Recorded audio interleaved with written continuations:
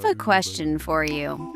If I told you about a person in Paris who committed a horrific crime, but was never imprisoned, never punished, never went into hiding, instead, would you believe it? Wait, this story is no joke. The year is 1981, Paris, a city known for love and art. But I want to take you to a small apartment, a place no one imagined would become the scene of a crime that would change history. Issei Sagawa, a Japanese student, a calm, quiet, he has a classmate, a young, intelligent girl, full of dreams. He invites her to his home. Under what pretext? Translating literary texts, poetry, a university project. Everything seems normal, too normal. The girl is sitting reading. Sagawa is behind her. Silence. And it's precisely this silence that's terrifying. And then, Sagawa calmly, deliberately approaches her from behind.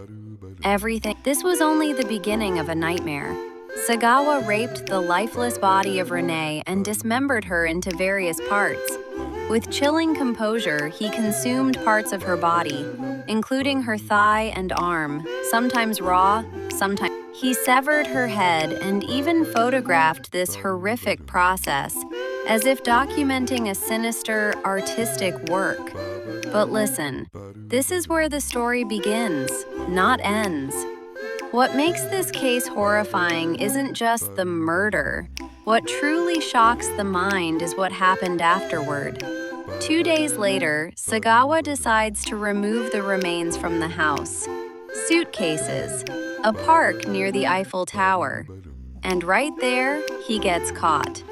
Now, what do you think happens next? A trial? Life imprisonment? The death penalty? No. The French court declares he is not psychologically responsible for his actions. What does that mean? It means no trial, no definitive sentence, no real justice. They send him back to Japan. And here's where it becomes even more absurd. Due to some legal loopholes, he is released there too. And now, are you ready for the mind-boggling part of the story? Sagawa doesn't hide. He doesn't run away. He seemingly feels no remorse. He writes books, gives interviews, gets invited on television, and gradually, he becomes a famous figure. The man who openly confessed to the crime lives freely for years, until 2022. And I have just one question. Where is the victim in this story? When exactly was justice served? And how is it possible that a murderer becomes more visible than the person whose life was destroyed? This story isn't just about one person. It's about a system that sometimes fails. It's about the blurred line between insanity and responsibility. Now it's your turn. Do you think this is the strangest criminal case in history?